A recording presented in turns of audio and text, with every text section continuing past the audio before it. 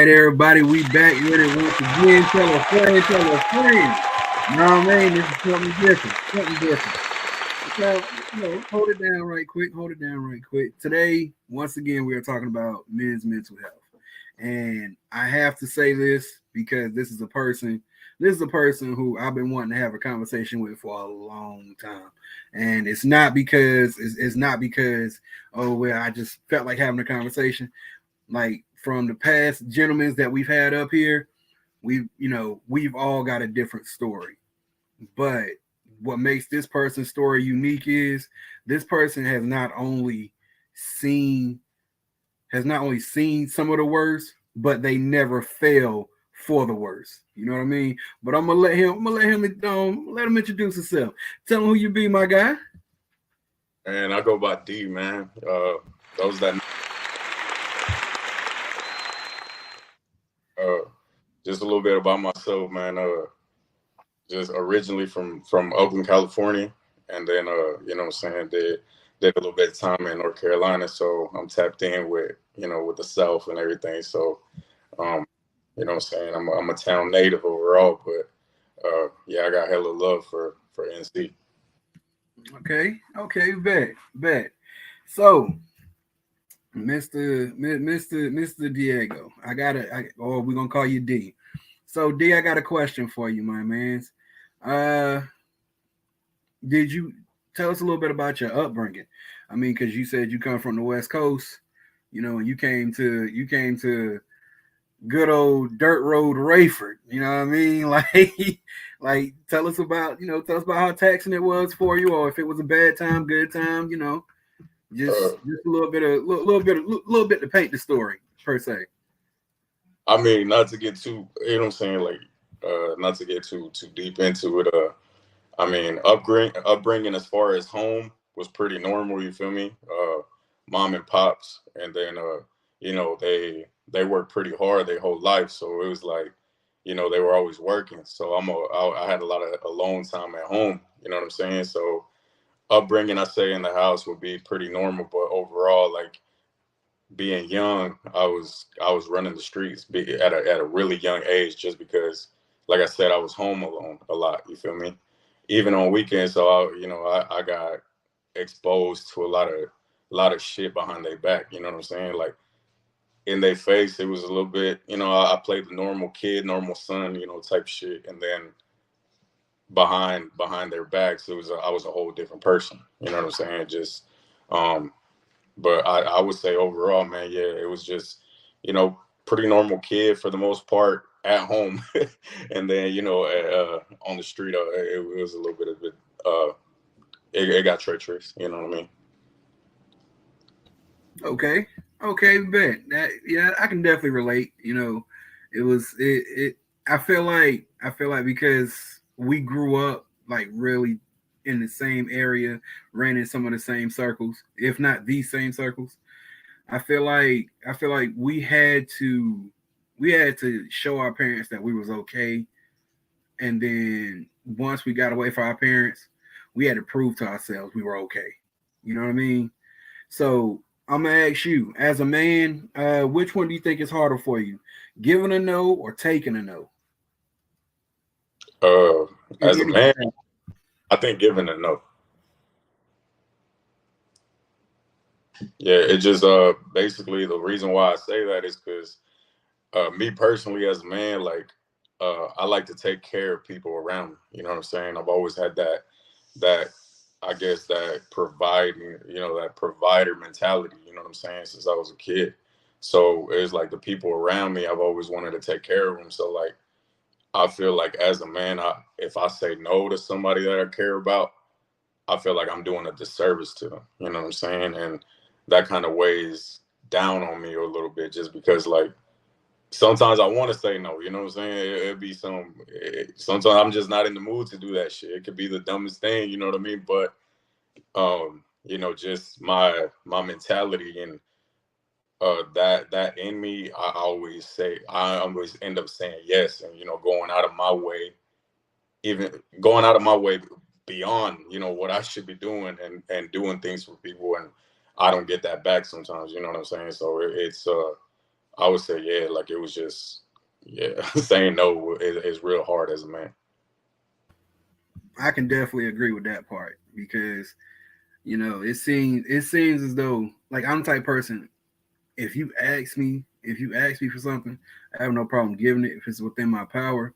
But I feel like whenever somebody asks me for something, it's like in my mind, you had no other choice but to come to me. So that being said, I'm gonna treat it as serious as that, if that makes any sense. Yeah. So uh, that makes a lot of sense. Uh, do you feel that your mental state is a product of you overcoming adversity, or providing peace for the people around you? Like Okay. what really drives your mentality? Uh, Man, honestly, like just in general, like my mentality towards life, or just like, Yeah, yeah, yeah. Of oh, course, of course.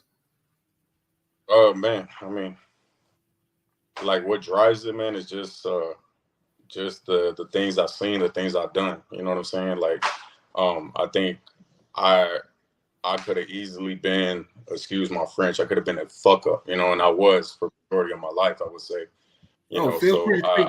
Feel free to speak freely too. You can speak freely. uh, I was pretty. I always say I was a little bit of a screw up growing up. You know what I mean? So, I just did a lot of shit I wasn't supposed to be doing. You know what I mean? So now, what my mentality is a lot different. You know what I mean? Like now, what pushes me is like, man, I look back at what I used to be to what I am now, and I'm just like, man, I don't ever want to go back to that type shit. You know what I mean? Like, I got too much potential to just be sitting back doing absolutely nothing. You know what I'm saying? Like, and all the homies growing up, they always saw that in me. It was just, hey man, you too damn smart to be doing this stupid shit. You know what I mean? But and I just didn't take that advice. I was just like, man, nah, I wanted to, I was young, I was dumb. And now it's like, now I see my potential, and whatever I do, I know, like, man, the sky's the limit. And I proved that. You know what I mean? Like, I've proved that already. I'm only 30 years old, and I think I've accomplished a lot at my age. You know what I'm saying? So, yeah, I mean, in short, what drives my mentality is not wanting to fail. Okay, so it's safe to say that you are. Uh, I had a guy up here who said something. I'm gonna ask you. Uh, so you're a solution oriented person, if I have that In a, right. yeah, in a way. Okay, okay. So how would you say? How would you say that you handle? How would you say you handle failure? Because I'm pretty sure, first things first, you are a business owner. By the way, what's your business, if you don't mind me asking? I dabble a little bit of everything, man. You know what I'm saying? I have different ventures that I got going on. You know what I mean? I have a transportation business. I have a clothing line. Man, I have a sneaker business as well. So I've been trying to just get me man, one of them Scullies. the what? I've been trying to get me one of them hats, man. You got to make one for the big head people, man. Sell out quick, man. I mean, like that. And I could. Them things sell out quicker than I can even.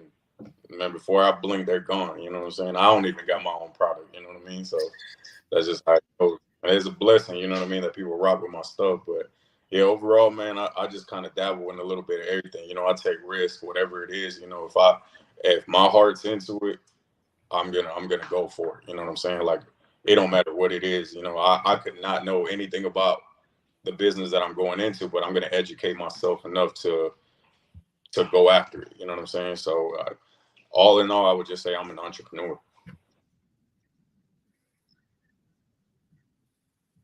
Okay, okay. So with being an entrepreneur, may I ask a question? Um, with being an entrepreneur, I'm pretty sure it's taxing. So had for your mental state, it's taxing. But how do you find peace within yourself whenever dealing with, whenever dealing with something that you feel is requiring a lot of mental energy? Like, do you recenter yourself? Do you step away from people? Do you just throw yourself into work and stay busy? Like, what are your what's your, if you walk us through your process of how you deal with adversity at a high energy level? Okay. Yeah. I mean, before it was like, man, I would just drown myself in work. Like if I felt some type of stress, I felt like the more I work, it would just take my mind off of it. But once that kind of dies down, it just piles up to what I already had going on. So now I would say as a business owner, I'm dealing with a lot just as far as clients, making sure my customers are taken care of, making sure, everything, all the logistics and everything are running smooth with everything I got going on. And it can get taxing on my mind and on, physically as well. But I would say now I just kind of take a step back and I wouldn't say I like get away from people, you know what I'm saying? Because I got to deal with people 24/7. So I know if I kind of like take that step back and stop dealing with people, I'm gonna bring that into my business, and I never want that to reflect on how I treat my customers or how I treat people that I do business with. So now, I mean, outlets for me are just I got back into boxing. You know what I mean? I have a MMA background. I mean, I think everybody knew that. I fought amateur.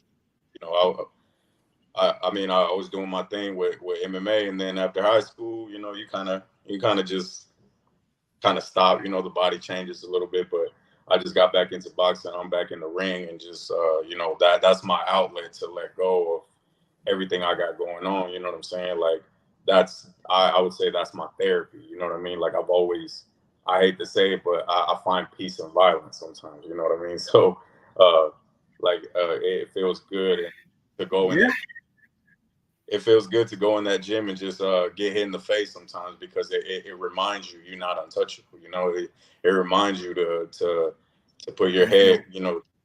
keep it level headed. So I go in that gym and I go spar and I'm fighting these guys and we trading blows and everything and I'm talking about like I love it because I'm like uh, it keeps me here. You know what I'm saying? It makes me realize I'm human and I can get touched. You know what I'm saying? So it definitely keeps me humble in a way. But yeah, those are my outlets. I like to read. I like to go on walks. You know what I mean? Like walk my dog or just whatever can give me a little bit of peace for that moment.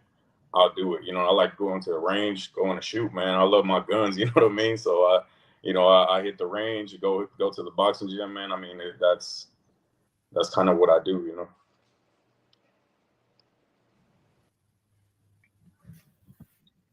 Okay. Okay. Uh, so you said a lot of things. You said a lot of things that a lot of fellows have been saying, but an answer that I really haven't been hearing is that people look to their families for counsel. Mhm.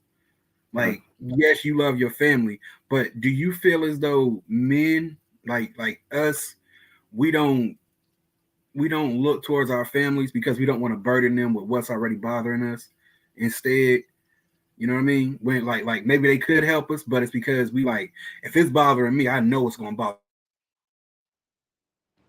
Yeah, the yeah, fuck out of them. So I don't want to tell them because I don't want to put that on them.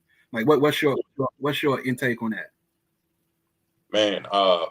Honestly, man, I struggle with that. Like, I don't reach out to family as far as like my problem. I don't reach out to pretty much nobody whenever I got something going on. You know what I mean? Just because um, I've always had that mentality. I'm trying to get out of the mentality of, man, it's my shit. I'm gonna deal with it. You know what I'm saying? Like, and it's not even about being a burden because I know I got a good supportive system around me that I know I could call them right now and it's good. You know what I mean? Like they'll be there in a heartbeat. But just my mentality and how I've always dealt with things, I always feel like, nah, it's whatever life throws at me, I got to deal with the shit. You know what I mean? Like it is what it is. You know what I'm saying? Like, and it ain't no macho shit. You know what I mean? Like all that's corny shit. You know what I mean? It's more so just that's just life to me, you know. But I would say like, yeah, I mean, I definitely have a good support system around me that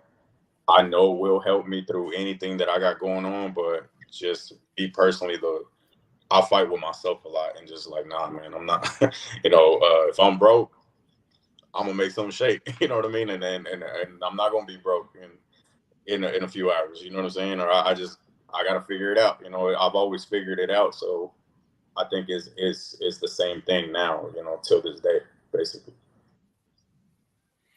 Okay. Okay, bet. So may I ask you, do you have any kids? Nah, no kids. No kids. I got a dog. I mean, he's like my kid. Okay. Do you believe that if you were to have, say what? Oh, what was the question? I was saying, do you feel as though if you had kids, like if you were to find out you were going to be having a kid, do you think you would, what part of your mentality do you think would change? As far as like, would you go into protector mode? Would you go into just being observant more? You know, because it's a new venue. I mean, how do you take on new Man, situations that there's really no preparation for?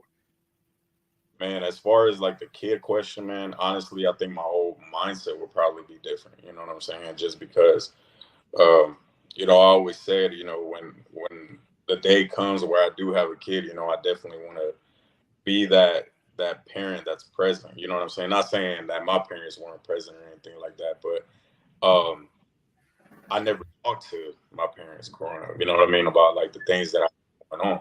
So it was like I just bottled in everything and just it transpired into different situations. You know what I'm saying? So, as far as like my own kids, how I would react to it is, of course, I always said like I'm that. I have a protective instinct. You know what I mean? And whatever it is, whether you my friend or you whatever to me, you know what I'm saying? My duty is to protect. You know what I'm saying? I always want to protect the people around me and everything. So, yeah, I definitely think my mentality is going to change. I can't say in what way, but I think it would be for the better. Just because I have that a new life that I have to look after. So I definitely I gotta get things done and make sure that my kids are taken care of, regardless. So yeah, I think all in all, I would say my everything would change for the better. If that was to happen.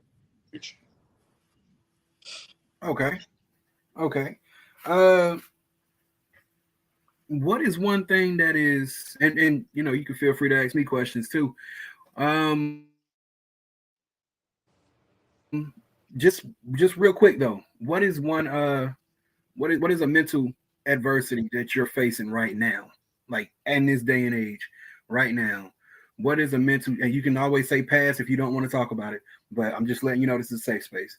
So what is one what's in a mental adversity that you are facing currently, that just to show that even Superman has a thought process, you know what I mean? Man, shit, man. Honestly, is I kind of go back to kind of what we talked about earlier is the fear of failing. You know what I mean? Like, even though a lot of people tell me, you good, man. Like on the surface, like everything, like man, like you're doing good financially, but it's deeper than financial. You know what I'm saying? It's more like I don't want to fail in nothing. You know what I'm saying? Like whatever it is, man. I have a very competitive nature to myself, and you know what I mean. That's always been my biggest mental battle is even though I can be on top of the world, in my mind, I could be doing more. You know what I mean? And it's to the point where it drives me insane. And an example that I could put is, when I release product out for my brand, I got my product in celebrities' hands, by the grace of God, you know what I'm saying? Like that, my brand is at in the position that it's in.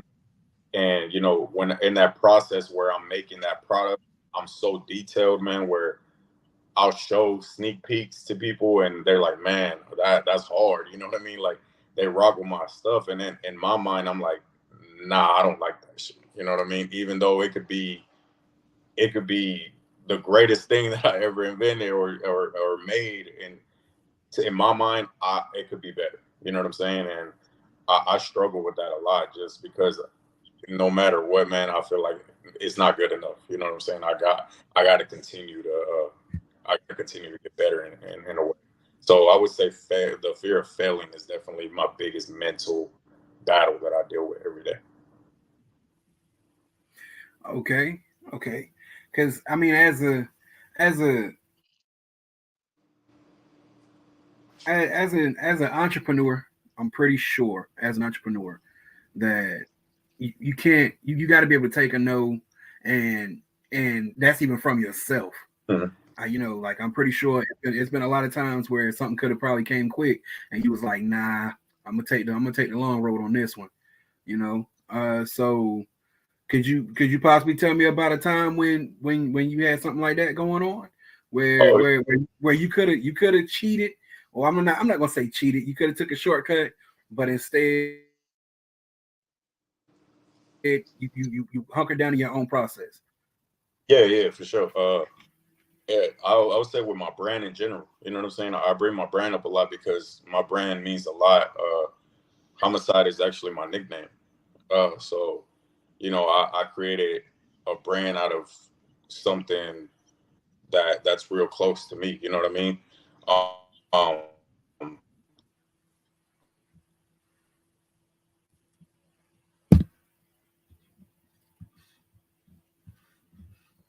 Hold on. I think you paused. I think somebody.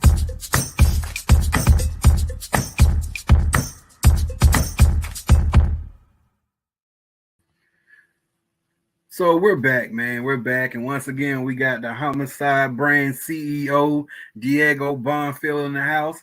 Once again, my boy name is D, but we ain't gonna call him Diego. We're gonna call him D. So that being said, let's continue this on, my guy. First things first. We talked a lot. We talked about a lot of serious things. Time to get a little bit funny with it. A little bit funny with it. Growing up, What's some of the crazy? What's some of the craziest shit that you've seen while attending? I'm gonna say in school. Like, what's one school memory that sticks in your head to this day? man, I was just talking about this shit the other day, bro. Like, it's gonna make me sound fucked up, bro, but I ain't worried about none of that. Go for it. Man, it was this one kid in school, bro. Like, you know what I'm saying? If you tell me some shit, like, you better have facts behind it. You know what I'm saying? So, yeah, bruh said something about he didn't feel no pain. You probably know what I'm talking about, you know what I'm saying? But bruh said he didn't feel no pain. So I was like, what you mean? Like, and he's like, yeah, like I can't feel pain. He's like, you can hit me and like I'll never feel pain. And man, I had to put that shit to the test, bro. So I wasn't about to stick, bro, because I'm like, nah, man, I ain't about to do that to him. So he was like, he like smacked himself a couple times and kind of like he was like, you see, I don't feel pain. I'm like, bro, I could do that too. So man, I just remember like I grabbed a big ass algebra book and I slammed it on bruh's head. And he felt that he he felt it, bro, because his eyes went cross and everything. You feel me? And I'm like, nah, you felt that hoe. Like I know, I know you did. You feel me? I feel bad about it, but I'm like, man, if you gonna tell me you don't feel pain, like I'm definitely I'm gonna put that to the test, bro. So I think that's one of the funny. I mean, there's a lot, man, that we just us too. Like, man, we used to wild out. Uh, that's one that sticks out. Another one is whenever we used to do testing, they used to we used to be stuck in the classroom all day. So we used to, go to the bathroom. They fucked up and let us, all of us, you, Dante, Mike, all of us go in the bathroom. And man, we used to turn off the lights and just start boxing, bro. Start fighting. Start fighting. Yeah, Yo. fighting, bro. I mean, man, we done bloody some noses, we done black some eyes and doing that, man. But I just remember, man, I was the smallest one out of all y'all, but I was just throwing them bitches. Yeah, Bruh, I cannot count how many times you jumped on my back. Like how many times? Like, I can't count how many times. I mean, you got you some signs on you now, but boy, Yeah. oh boy, oh boy, my guy was. Hey, I'm gonna tell y'all, my guy was about a $120, soaking wet, but he Fact. was he wasn't no bitch. Now I'll tell you that much. He wasn't no bitch. If he had to put that gym bag down and take them Jordans off, that was your ass. That was your ass. But man, brother, yeah, I used to jump on your back all the damn time, bro. Like all the time. All the time. For All the nothing, time. bro. Yeah, that's facts. Yeah. But man, sitting back thinking about it, we didn't have it bad.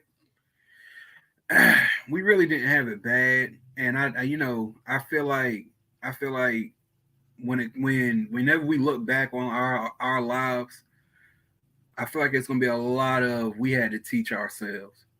Right. Like we, I see so many people of our generation starting businesses. Like they starting businesses and they're self-taught. It's not, because college wasn't for everybody. We learned that at an early age. College wasn't for everybody. So to the ones that go to college, that's what's up. But college was not an option for everybody. And shit, after high school, bruh, it's a lot of people that went to the wayside. It's a lot of people that we know are in the ground right now. Like it's crazy. Like you said, you 30, I'm 30. We telling stories from 13, 14, 15 years ago, Right. and bruh, that's not even 20 years. Look how much life has changed for us. You know what I mean? Yeah. First of all, so you're not in NC, right? You're no longer in NC, right? I left NC after we graduated. About maybe like 2 months after we graduated, I was gone. And you've been in Cali ever since?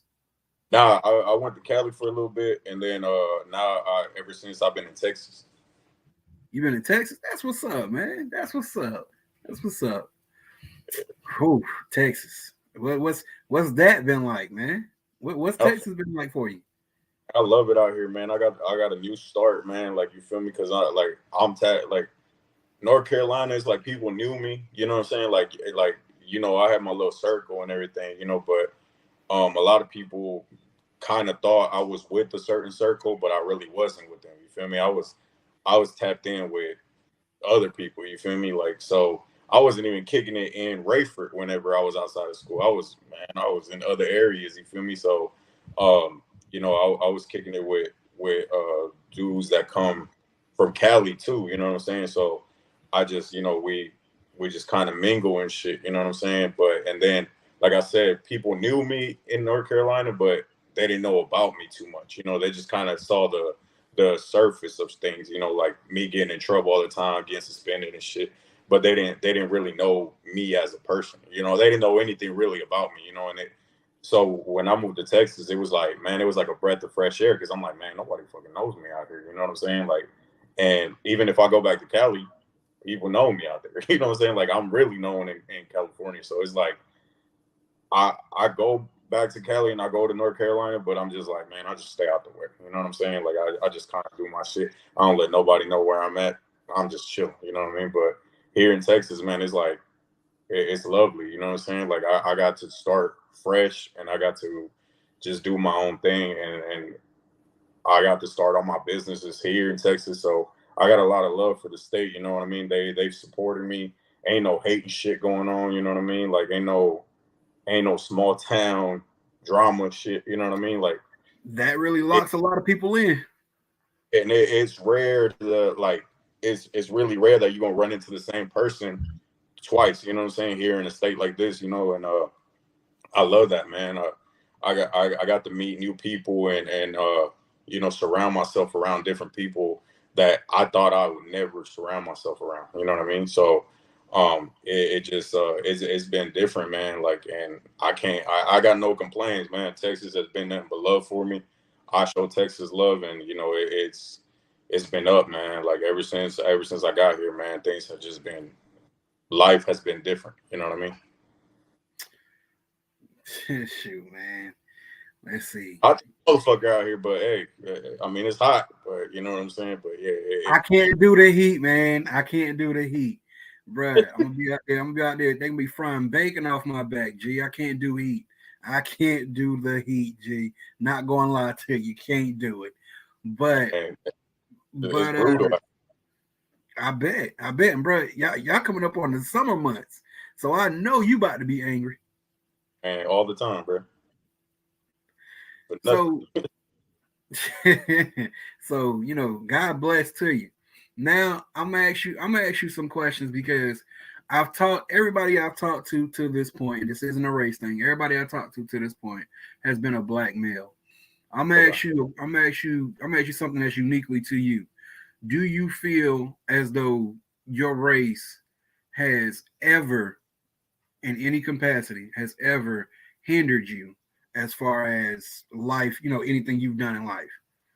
Oh yeah, for sure, man. I mean, like, I think because I mean, obviously, I'm Mexican, right? So even though y'all will always say like, "Nah, motherfucker, you ain't Mexican," Yeah, like, definitely gotta play that the cookout. So yeah, like, you know what I'm saying? I think so, man. Just because, like, just being Mexican, like, and I don't like to play the race card shit. You know what I mean? Because at the end of the day, whether I'm Mexican or whatever the fuck, man, we face a little bit more adversity. You know what I'm saying? We don't really, us Mexicans, man, we kind of stay quiet about shit. You know what I'm saying? And that's just big in the Hispanic community, is like we have a big code of silence for some reason. You know what I'm saying? Like that's just from my experience as a Mexican man. You know what I'm saying? Is silence is a big thing. So whether you see some happen, you just keep your fucking mouth shut. You know what I mean? I don't know. Like I said, it is different everywhere you go. You know what I'm saying? It could be different. Like Mexicans in North Carolina are way different than Mexicans in California, and then Mexicans in California and North Carolina are different than the Mexicans here in Texas. So, it's all different. You feel me? Like, I think to me it was just, man, yeah. As a Mexican man, I got tattoos. Like, man, I got a deep voice, the way I talk, the way I dress, everything, man. So like, people have a perception of, they perceived as like, kind of notion of, you know what I mean, and just like, oh, he's this type of person, and when you just have to have a conversation with me. But yeah, man, I mean, I've faced a few little bumps on the road just based off my race, but I wouldn't say nothing that I can't overcome. You know what I'm saying? Like, I'm not ever gonna use and be like, oh man, because I'm Mexican, bro, I can't do that shit. Nah, bro, it don't matter to me. Like, I'm gonna get shit done. I think we very similar. You know what I'm saying? Even though we a different skin tone, we very similar. We grew up very similar. You know what I'm saying? Like, just from everything. Shit, I mean, we listen to corridos, and you know what I'm saying, and that's the gangster rap of Mexican music. And then, you know what I'm saying, like, I grew up listening to pop. I grew up listening to all kind of shit. So it's like we very similar way. Okay. A little bit of fun time. First things first, are you still a shoe man? Man, I love my shoes, bro. Yeah. Okay, I'm glad to hear that. What were, if you can go back in time, and get 3 pairs of Jordans, what 3 pairs would you get? I'm talking about freshly dropped from back in the day. Shit. From any time era, or just like from like when I was growing up?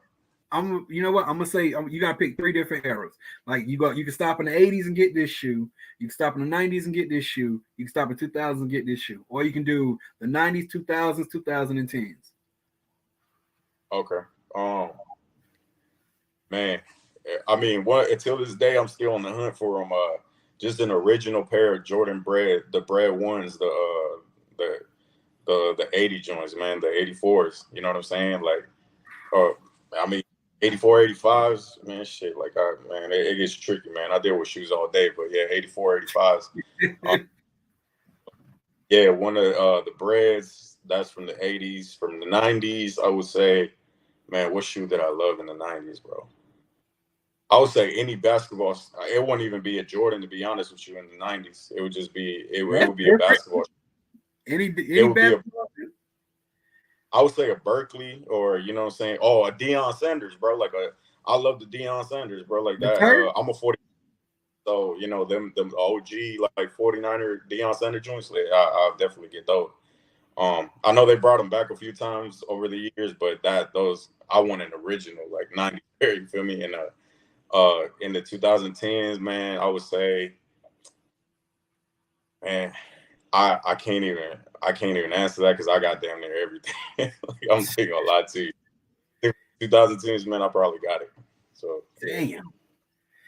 Man, shit. If there was anybody who I was like, I said, man, it must pay to have a small foot.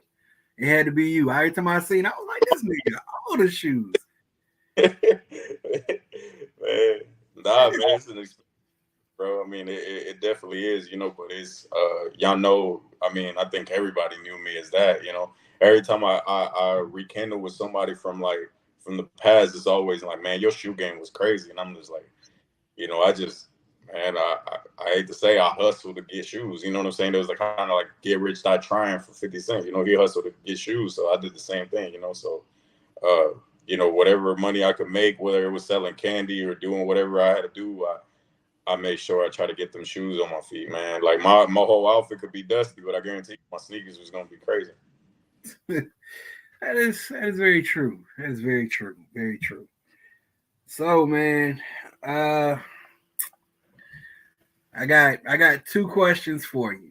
Two questions for you. Who is your top favorite rapper, and who is the worst rapper you ever heard? Damn. Dead or alive? We just that you ever heard. I'm talking about once they hit your ear, you was like, this that nigga.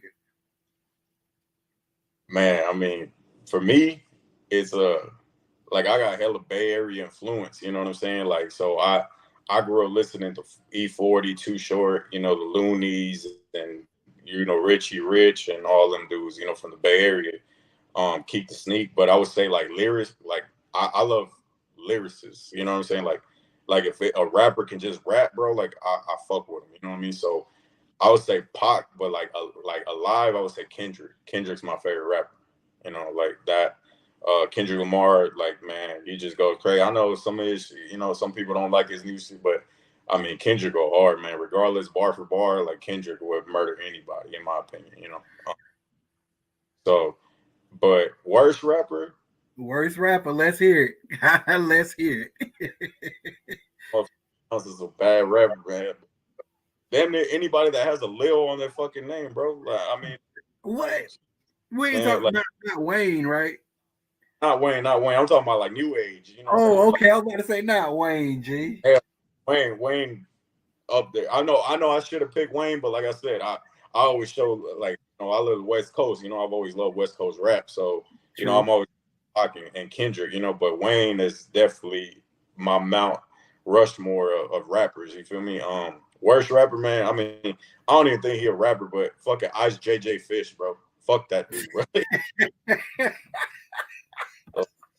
Yeah, man. I know he did R&B or something like that, but that motherfucking trash, bro. Lil Pump, all them dudes, man. Yeah. It's like, bro, I don't understand how some of these people became rappers, man. Like, it's Popularity, not talent, man. huh? We support popularity, not talent nowadays. You know what? And that is very true. That is very true because when you jump out here and you actually got a knack for what you're doing, it sits differently. You know what I Right. mean? It feels different. But when you got people out here that just don't give a damn about what they're doing, they make it harder for the people that's actually trying to do something positive or something productive. That's Like, facts. you know, this coming up with a podcast thing, I've with this coming up with a podcast thing, I've had to dabble outside of my circle to get this thing going. You know what I mean? Like I I had to, and I'm pretty sure you can relate to this too. I had to leave the homies behind. You know what I mean? Like you can't take the homies everywhere you go. And that was one of the most toughest that was one of the most toughest lessons that I had to learn was homies behind. Because I was always that friend that'd be like, man, fuck it, I got your back, I got your back. But I'm like, bro, maybe you need to have your own back. They ain't nothing wrong with them niggas' legs, ain't nothing wrong with them niggas' arms. They can dust themselves off and pick themselves back up. It ain't gonna kill them. But you got to focus on you, G. You know, if you picking everybody else up, when you fall, nigga, you a big nigga. You fall, you ain't nobody can't nobody help you up. You know what I mean? Like you have to get yourself up. So, you know, going in, just trying to play in the right areas. Yeah, going into business, just trying to place my foot in the right areas. It really took its toll in a lot of ways, and I feel like I've grown more by stepping away from the homies than I have trying to bring the homies with me. You know what I mean? Like everybody can't go where you going. Mm-hmm. No, yeah, so, that's real. It's definitely been something. I mean, from having kids to just straight focusing on business, like cutting out the partying. Like, you know, I may throw a party, but I don't go out to the clubs and stuff. Not even because we 30 or whatever, but it's because I'm like, bro, I want something more. Like, why go to the club when you can own the club? You know what I mean? Why buy bottles when you can start your own liquor brand? Like, and the only person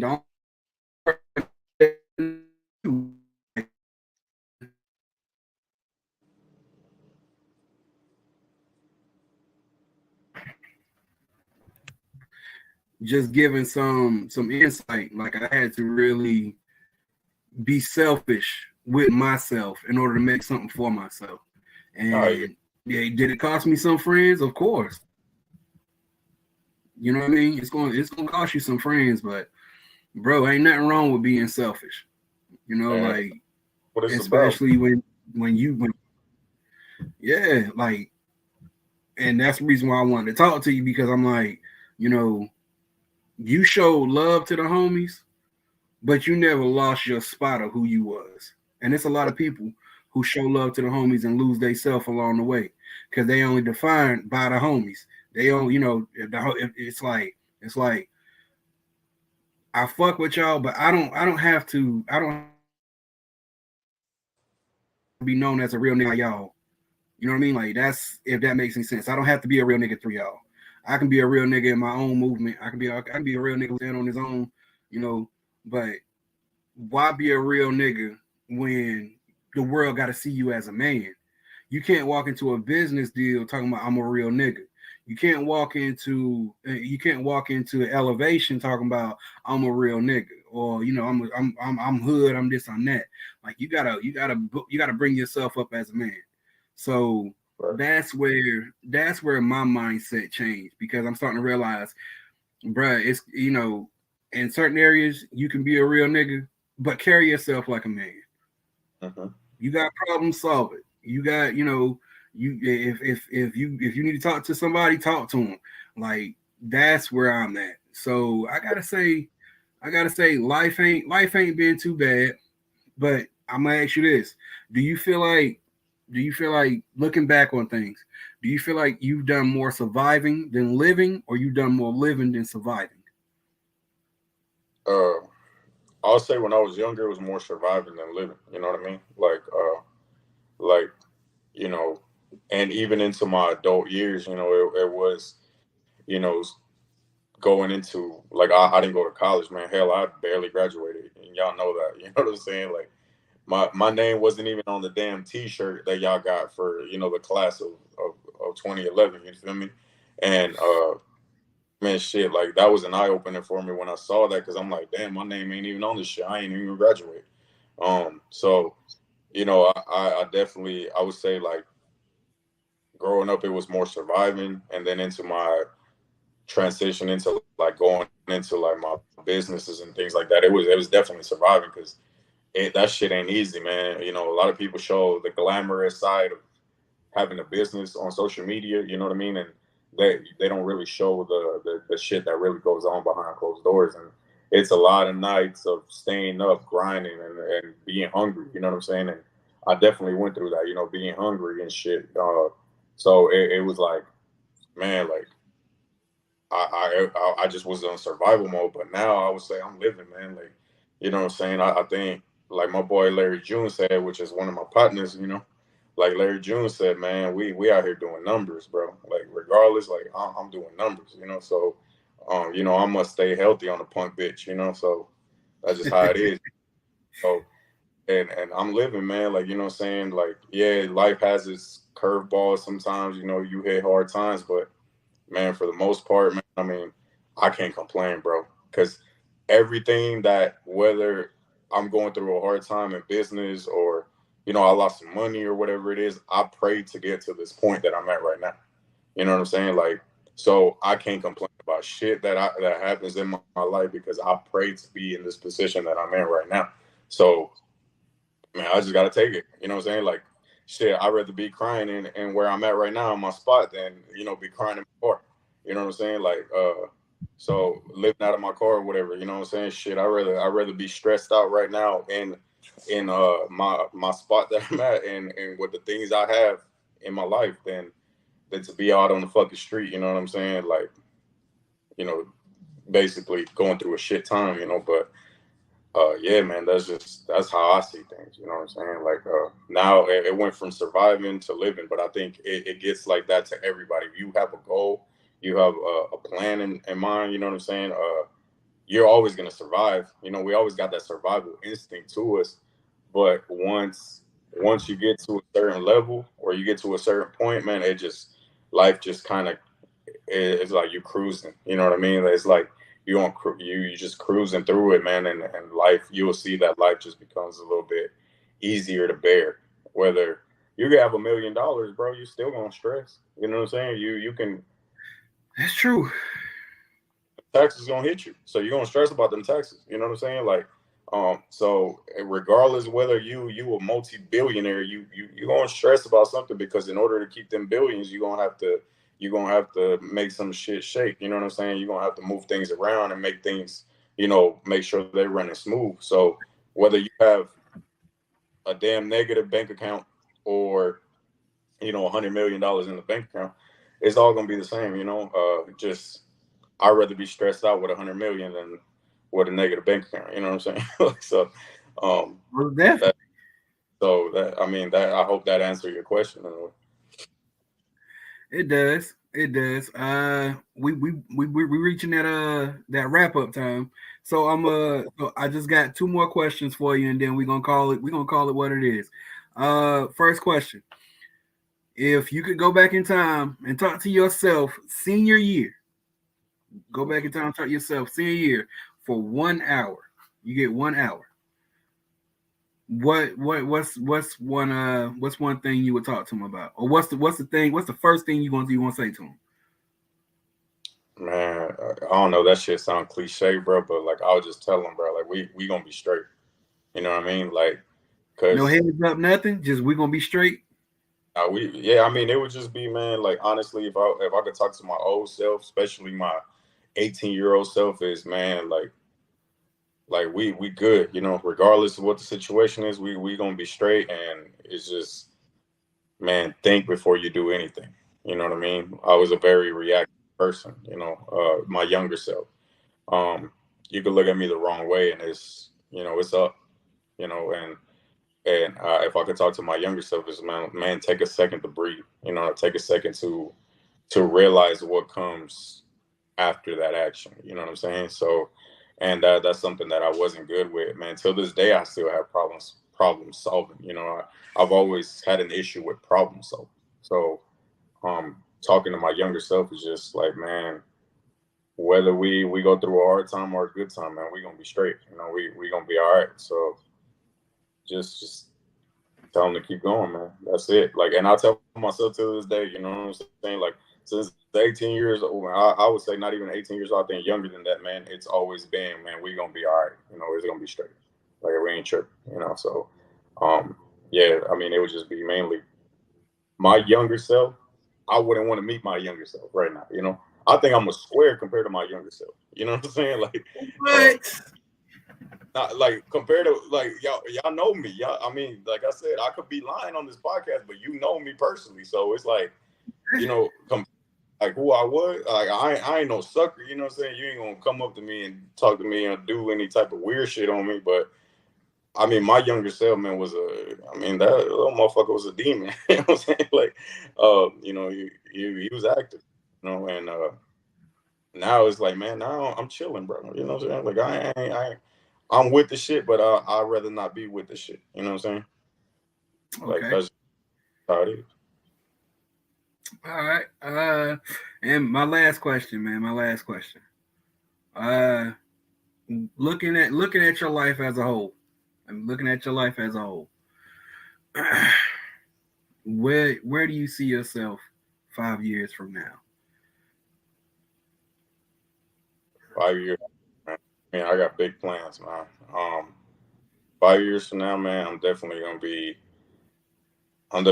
way better than what I'm doing now. You know what I'm saying? Like, I mean, don't get me wrong, I'm doing good. You know, I'm doing real good. But I mean, like, I hate it, and you know, some people might take it as all boasting and bragging. I don't really give a fuck. You know what I mean? Like, it's you know, you got to celebrate your wins, bro. You know what I mean? Motherfuckers, whether you're doing bad or good or whatever or in between, motherfuckers are still gonna watch you and they still gonna watch what you're doing. So I'm gonna give you motherfuckers a good show. I promise you I am. You know what I mean? Y'all, they watch my shit regardless, so y'all gonna get a good movie. You know, like I'm gonna make sure y'all get some good shit.